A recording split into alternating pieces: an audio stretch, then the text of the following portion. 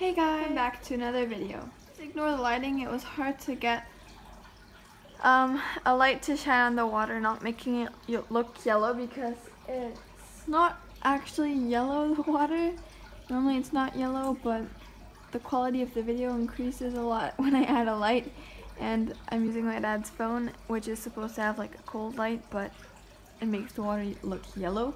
So you're just gonna have to do. This video is going to be about everything you need to know pretty much before you buy your betta. Make sure you guys know I'm not an expert in betta fish, but I believe that I do know enough to make this video, and I am learning more and more every day, and it's lots of fun. It's not going to be a very in-depth video about what betta fish need. It's more of a thing, more of like what you need to know and what the limits are. Let's start with tank size. Bettas come in cups the size about this cup.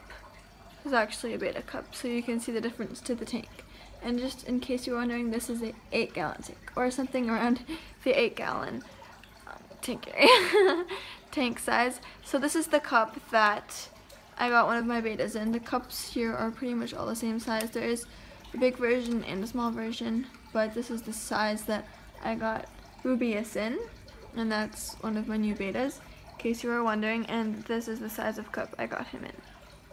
And you cannot keep your bettas in these, maybe for one day temporarily if you're getting them a big tank or a bigger tank, but not forever. That's not how it works. So many people say, mostly people at the pet stores, that betta fish live in small rice paddies, or as they like to say, puddles. This is not completely true. Bettas do live in rice paddies, and for maybe some time of their life they do live in puddles, but so I'll explain it to you. So they live in rice paddies, and then when it gets hotter the water evaporates, and then they have to jump from smaller puddles into larger puddles.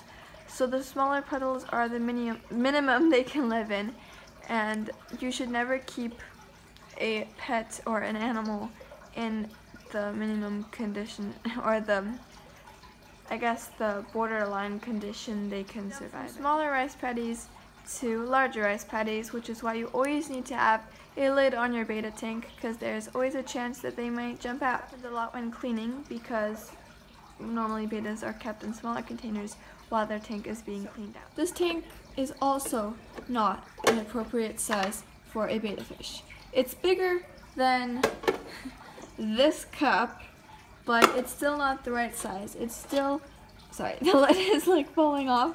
It's still too small. This is a tiny critter keeper, and no animal should be housed in this. It can be like a temporary cleaning tank for your betta, or maybe your baby turtle. A big turtle does not fit in there, but maybe your betta fish while you're cleaning out their tank, or possibly a hospital tank, but I think it's still too small.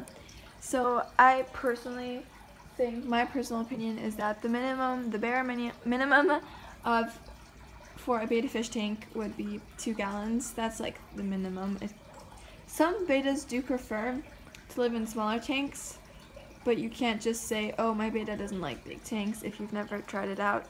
But the minimum is really 2 gallons. My smallest tank is a little bit above 2 gallons. And you can pretty much, the size of your tank can pretty much go really high, except that your fish need to have a place where they can just relax and sleep close to the surface, because bettas are labyrinth breathers, which means that they don't necessarily need a bubbler in their tank because they go up to the surface to breathe. But when they sleep, they can't just go on and on without air. They have to go up to the surface now and then to get air, and that's why they always sleep close to the surface, because that's where it's the easiest for them to get air.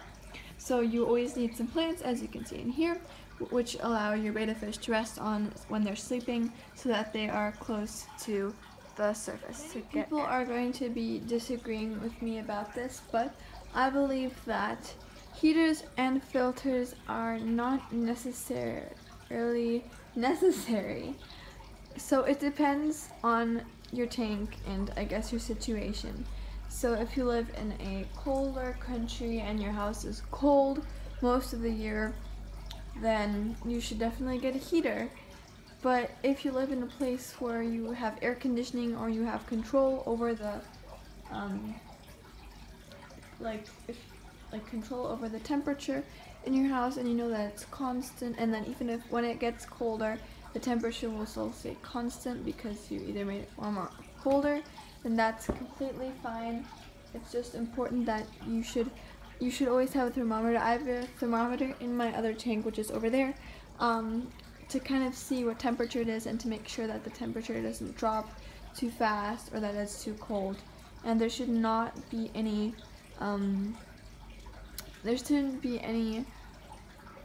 changes in the temperature of water, any sudden changes for sure. And yeah, be sure to do some research on the temperature of the water that you need. And now onto filters. Filters are needed from 10 gallons and on. That's just my thing, what I believe. You can also put filters in 8 gallons. This is my 8 gallon. I've probably said that already. You don't need to if you have the time and the will to clean your tank and make sure it's nice and clean. Tank looks yellow right now, but that's because of the lighting and not because it's dirty. It's really clean. Doesn't look like it on camera. My tanks never look very clean on camera, but trust me, they are. The water is clean. I make sure that my fish live in good conditions. But make sure that if you feel like you might not have the time to clean your tank, for example, a 2.5 gallon needs to be cleaned at least once every 2 weeks. But if you feel that you don't have the time to do that, or you just don't want to because you think it's too much work, then you should definitely get a good quality filter, and the current should not be too strong. That's what I believe the conditions for filters and heaters are. On to decorations. I am going to be talking about plants last. First, I'll talk about normal decorations.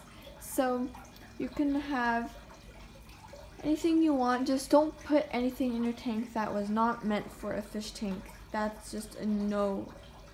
You can't just go to some cheap store and buy a cup and just be like, oh, it's a beautiful cup, I'll put it in my fish tank. No, you can't do that because those cups aren't made for, well, maybe cups because they're meant for holding water, but like, you get my point. Like jars and stuff like that, they don't belong in your tank if they're not made for tanks. Terracotta pots, I think, are okay. There's some exceptions, but there's not many, and yeah. So don't put anything in your tank that's not made for aquariums. Otherwise, you can pretty much use any good quality aquarium decorations, like that Roman thingy down there. And you can have live plants, like this Marimo moss ball I have in his tank right there. Sorry if the camera's kind of shaky.